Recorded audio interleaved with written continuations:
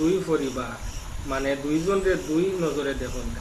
ও দুইজনরে দুই নজরে দেখারা খাইলে কিয়ামত দিন আল্লাহ তোমার ওলা ব্যবহার করবা। আফসুস লাগে তুমি সৰু বেটি ফাইলিছো আর মনে করছো জন্নতর হুর ফাইলিছো, আর ই বেটি তোমার প্রথম বেটি যে এরে তুমি তো মনে করদায় খুব বড় এক ফেরাউন্নি বেটি আমার গেছে আইসে। আরে ভাই ই বেটি লিয়ে তুমি চললা, ই বিবি লিয়ে চললা, আওলাদও ফাইলা, সব কিছু আছে, এখন হিগু ফাইয়া তুমি একেবারে খানো গিয়া পৌঁছিছ।